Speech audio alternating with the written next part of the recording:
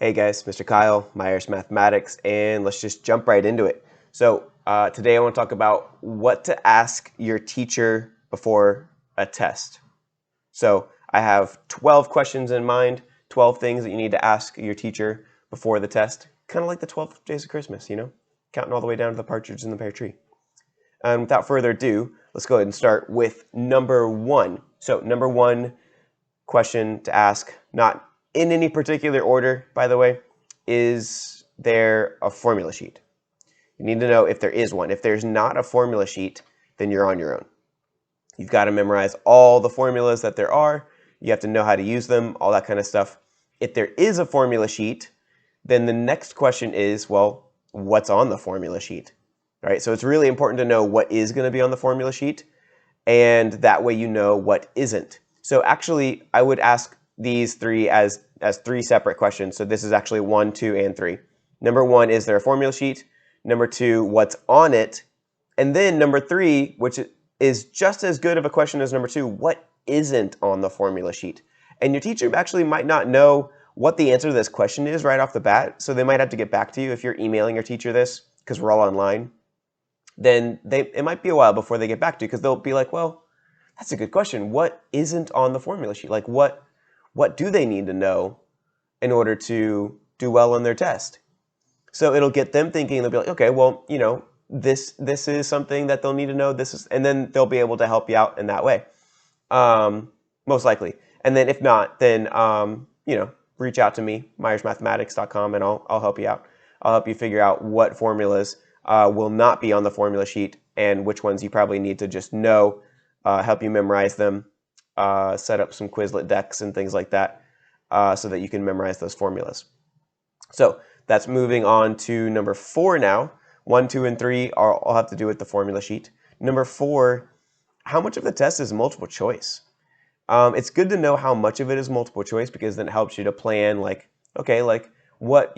just knowing what you're getting into is helpful just in general, because if you know exactly what you're going into, there's less anxiety because you know what's expected. You're not jumping into the unknown, so to speak. So even just from that perspective, it's good to know. But also, if there's going to be a lot of multiple choice, you might want to maybe spend some time looking at my other video on multiple choice hacks and how to do well on multiple choice. And kind of look at some other information online. Be careful what you see on there. There's some misinformation. I actually have a little bit of some disclaimer type misinformation in my video on multiple choice hacks to watch out for. Like, watch out for this misinformation kind of thing. So you might want to maybe spend some time doing multiple choice type questions to get an idea of how to do well on those. But if there isn't as much multiple choice, if this test is like all fill in the blank, then you might want to just, skip out on the multiple choice hacks kind of thing and not really focus too much on that. And instead, focus more on just knowing the material really well, which you should do anyways. But, I mean, multiple choice hacks are pretty fun. So go check that video out if you haven't seen it already. That was from a couple days ago. Earlier on in my series on test prep.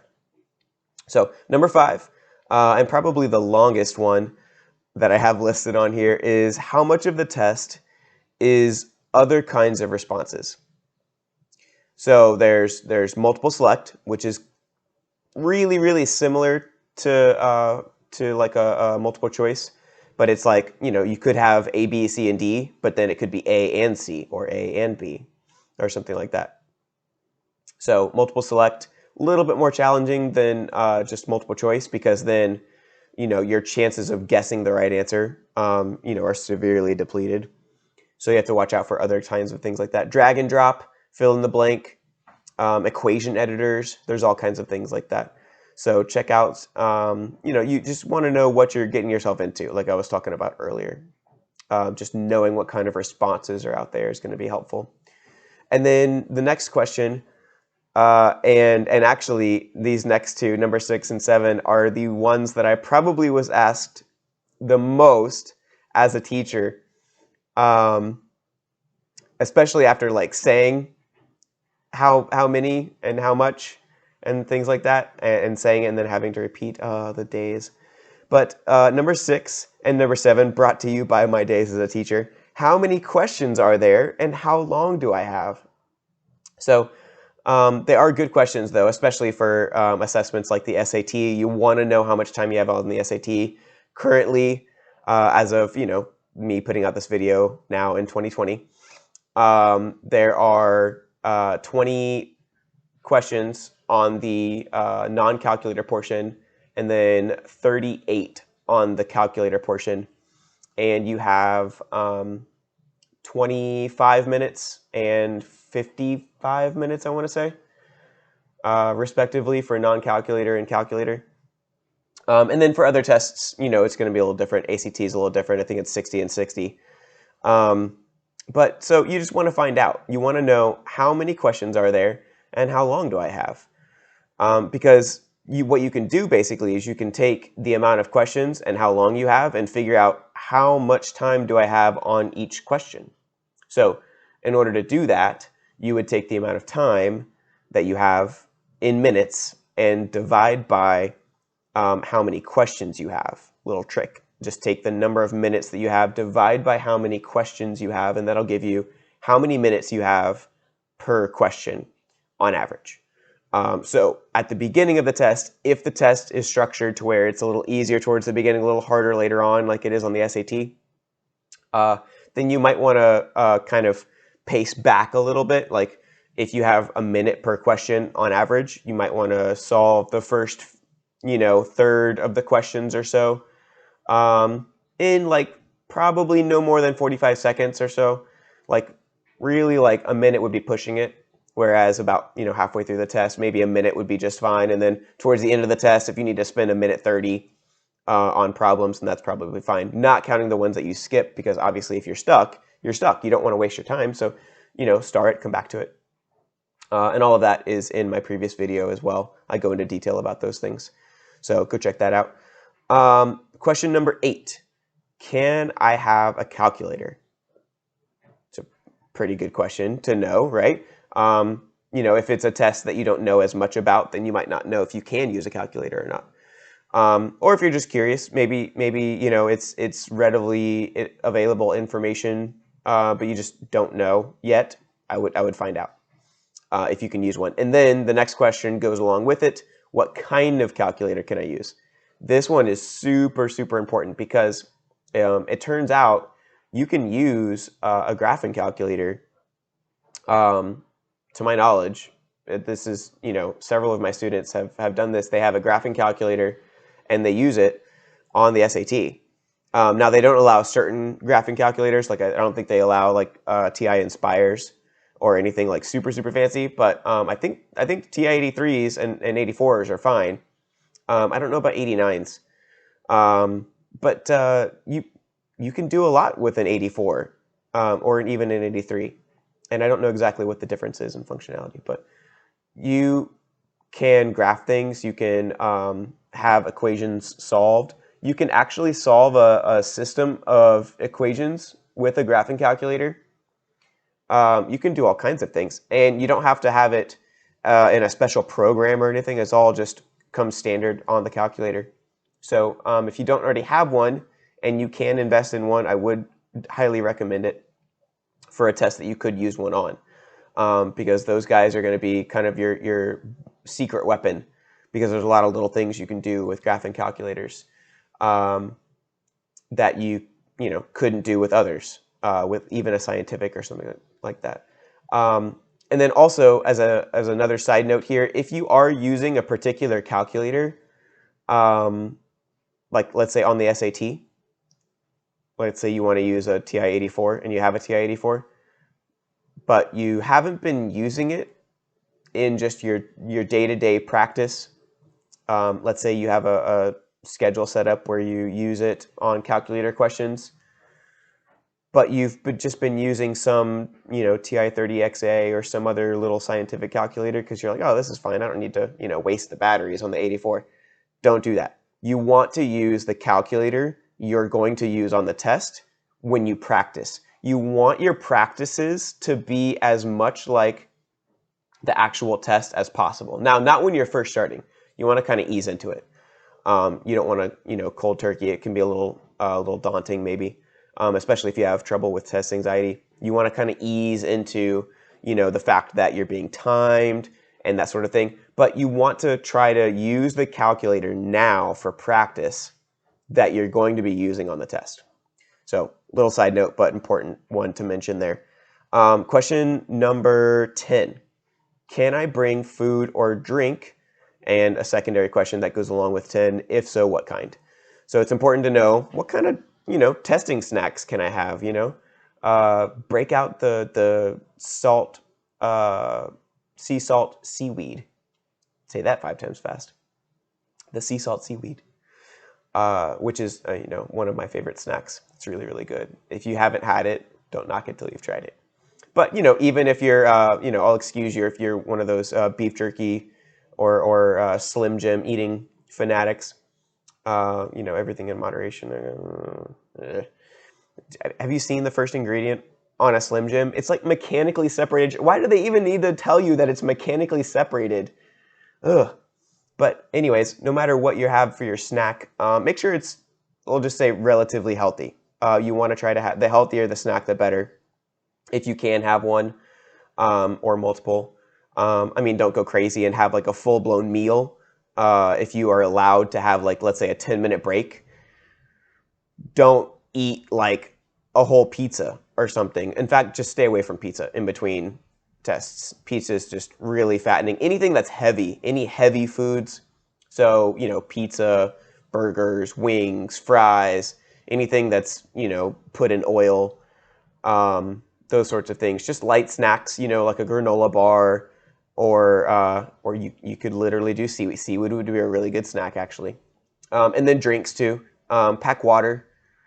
But you can also do other things, like you can do a little bit of Powerade. Maybe I wouldn't have like a huge thing of Powerade because you're not, physically exerting energy. So that extra sugar and things like that, that'll kind of cause a little bit of a spike of energy and then cause you to crash.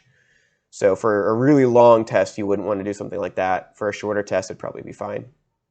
I've heard students use students use things like 5-hour energies and things like that. I wouldn't try something new on a test that you haven't tried before, especially if like you're paying for it or your parents are paying for it, or something like that.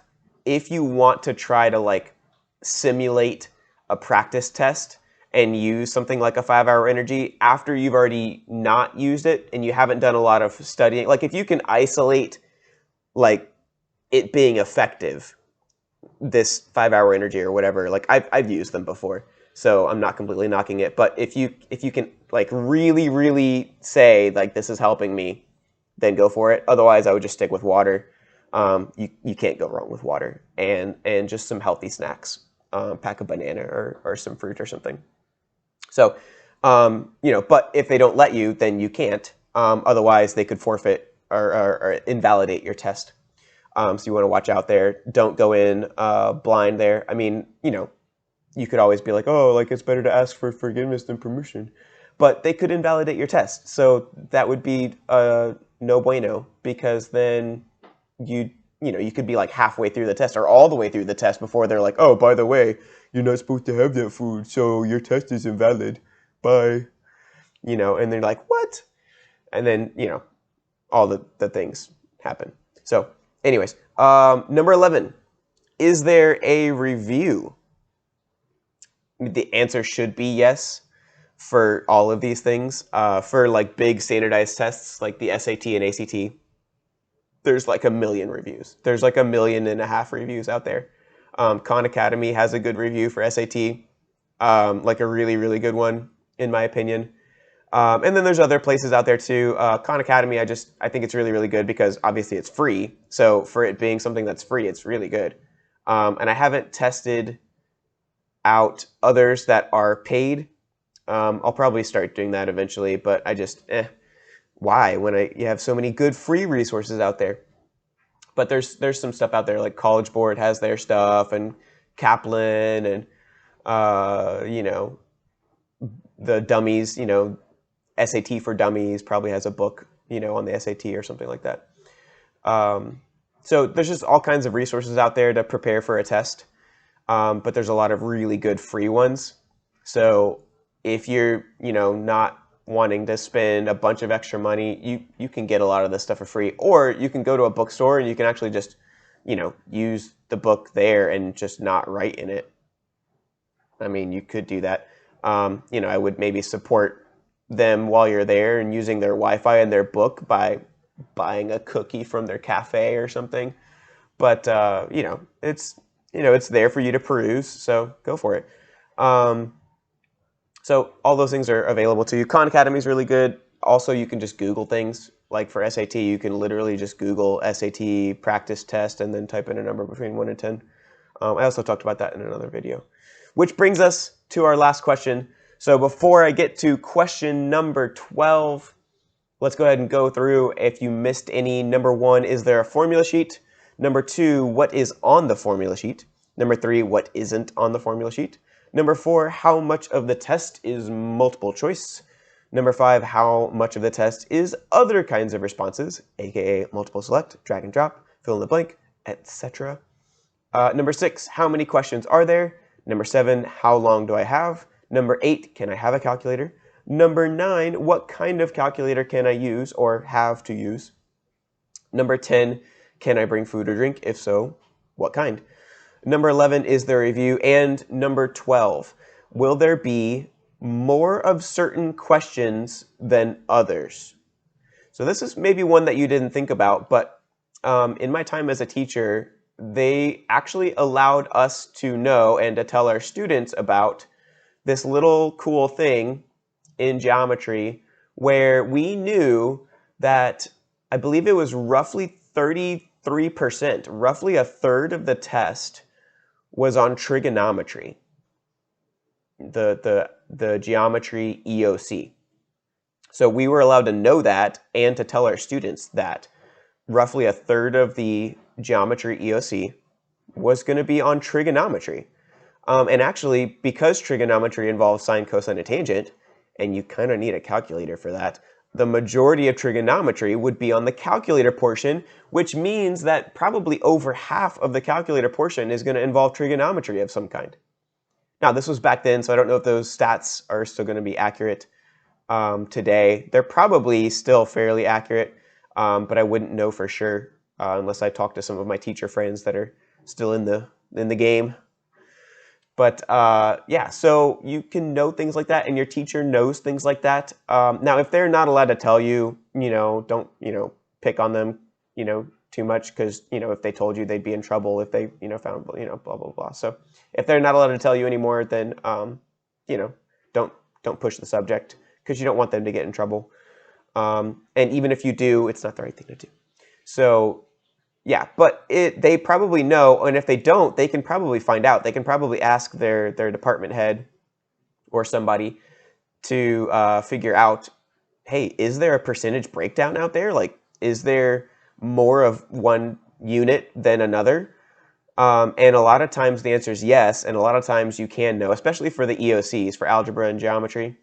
They have a lot of data on those, and they're allowed to share a lot of stuff about those tests. It's actually pretty cool, because then you can say, okay, well, I need to spend the bulk of my time practicing trig. I don't need to worry about, the geometry basics.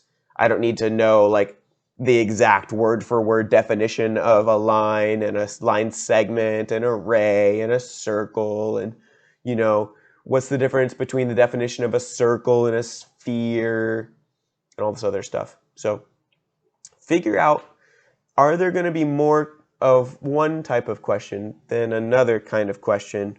And if so, what kind? What kinds of questions are there going to be more of? And that way you know how to study smarter, not harder. All right, and that actually brings us to the end of this video. So I hope this was helpful. If so, go ahead and throw a like down there. And if you want to see more videos like this, go ahead and subscribe as well. I have a free guide on my website that I'd like you to have. And I hope that you get it, and it's really, really helpful. It's called the 5 Math Mistakes That Everyone Makes and How to Avoid Them. You can grab that for free on my website, myersmathematics.com. And this is what's today? The 7th. So this is the 7th. I don't even know what day it is. Stupid coronavirus. Like I can't even keep what is today even? Like I thought it was Wednesday, but I think it's Thursday. Anyways, so you can oh, sorry. I got mixed up because I got So this is actually the 7th video in a series on test prep. And so this test prep series is going to be 14 videos long. So we are roughly halfway through now. And in the final week of this series, so tomorrow will be the 2nd week of the series. But you know what? I'm pretty sure if you're like me, you probably don't know what day it is most of the time anyways. So tomorrow could be a Monday or a Sunday, depending on what day you think the week starts on. But, you know, tomorrow is a new day. Tomorrow is the first day of the 2nd half of the test prep series. So that means that we're going to start winding down. We're going to start looking at specifically timeline-wise what you need to do. So, you know, what should you do a couple days before the test? How about a day before the test? How about the night before the test? How about the morning of the test? Like really dig in deep here and look at like what should you really be doing leading up to a test to help you to come in prepared, as least amount of anxiousness as possible, just full confidence going in there, ready to pound those math bullies down to the ground and get that A. Or if you've really been struggling, then to get, you know, a good passing, decent grade, you know, to be realistic. So, yeah, that's it. And this has been Mr. Kyle, Myers Mathematics. Hope to see you tomorrow in another episode.